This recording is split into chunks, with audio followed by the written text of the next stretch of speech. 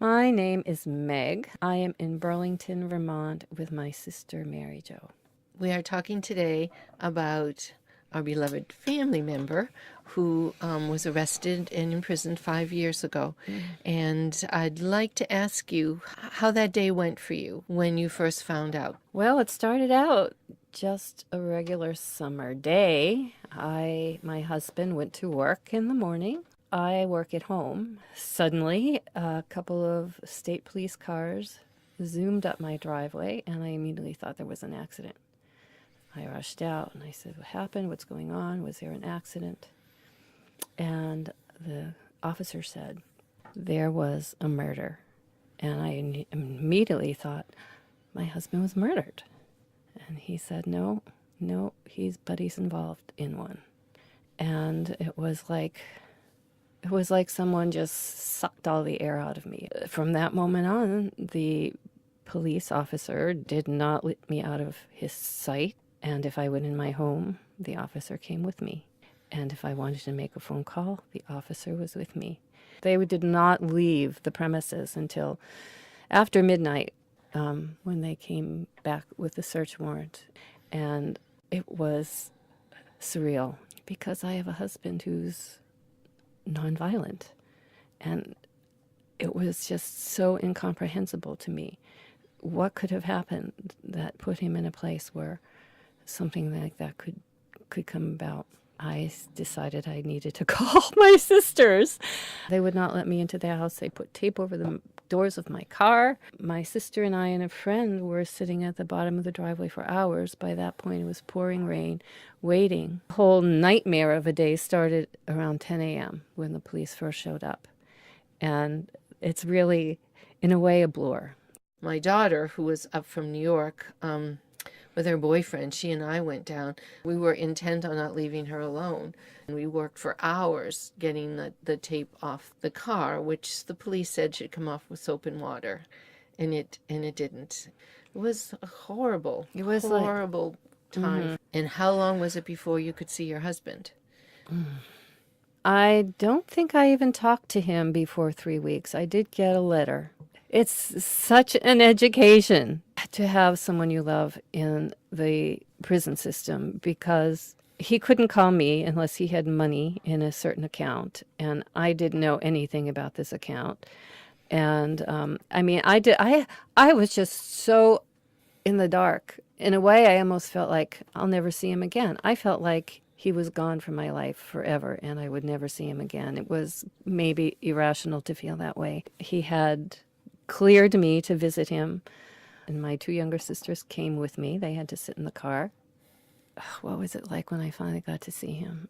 It was very emotional for both of us. Any consoling had to be done with words, with a petition between you, and that was true, am I right, even in subsequent visits? Oh, yes. Every visit in Vermont was that way. He did end up going to Kentucky, to a private prison in Kentucky for a couple of years.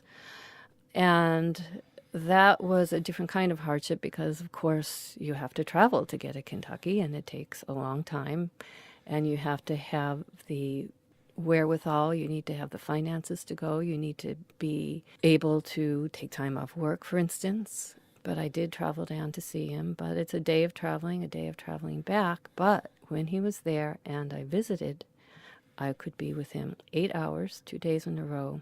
We could hug, we could kiss when I came and when I left. And that made so much difference.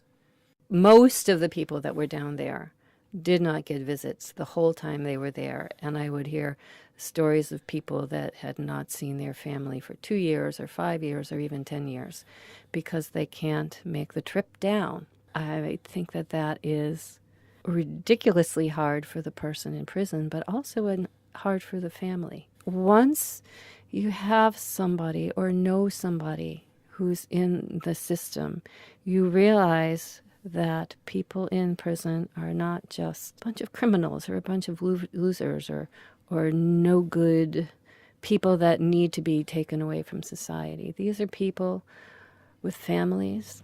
These are people who love people and are loved back by these people. And they're people that something somewhere, for the most part, something somewhere went wrong for them. And they ended up in prison. For those prisoners, the constant contact with their family is some of the only rehabilitation they get. It's the only thing that grounds them. And it's the thing that keeps them connected in many cases to their better selves. The prison system does not nurture their better selves. He had to come back to Vermont eventually because he got cancer, which is a whole other kind of experience when you're in prison and when your loved one is in prison. He had a sore throat that wouldn't go away. That was finally, after a few months, they discovered that he had tonsil cancer. And weeks went by while the Vermont Department of Corrections decided whether or not he would stay in Kentucky for this treatment or come back to Vermont. And I'm sitting here in Vermont thinking, this is cancer. And time is going by, and cancer grows, and cancer metastasizes. And why don't they get on the stick? They did eventually, thank God, decide to bring him back to Vermont. But he had to go on the prison transport. And I think that many people would be shocked at the situation that these transports provide, because these men are shackled, their ankles are shackled, their wrists are shackled, and they're shackled to another person. And they're sitting on benches. They're not seatbelted in. They don't have anything to keep them from getting whiplash.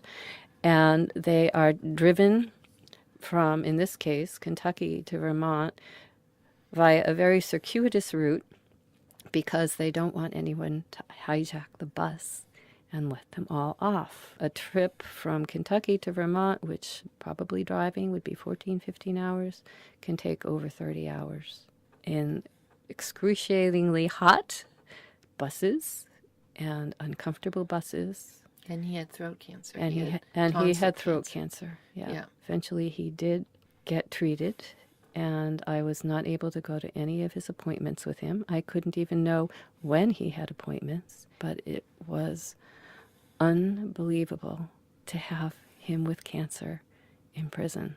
So the only thing I could do was to really, as best I could, keep on top of what was going on with his medical care. And if I wasn't getting answers, I would move up the ladder, so to speak. I had to be assertive yet polite. I live in a small community, and I had no idea if I would be able to live in that community. I was thinking more than likely I would have to move away. To my surprise, my friends and the community have been remarkably supportive of me and of my husband because he was well known in the community, and people knew that what happened was not him. And that means so much to both of us. It means a lot to me to have all that support, and for my husband, it's I think a lifesaver. We have a term we call all our friends and family and community members that are supporting us, we call them the lifeboat. One thing that I have learned from this experience, we never know what's going to happen to us from day to day. And we can never say that we would never hurt anybody, because we don't know that. None of us know that for sure. I would have said that my husband was the last person who would do something like this, and yet here we are. He is very grateful to the lifeboat. It's opened my heart. Mm-hmm. Yeah, I would say it's opened my heart also. It is definitely hard every day, but I know that it could be a lot harder than it is. And the reason it isn't harder is because I have so much support. I was really encouraged once you started laughing, because you've always laughed a lot, and there was a long time when you didn't. I feel like there was a long time when I hardly spoke. Well, you hardly ate. This event that happened 5 years ago was a tragedy for two families. A lot of people got hurt. He's very sorry for the pain he's caused. Thank you for speaking from your heart, Mary Jo. I appreciate all your love and support. Thank you.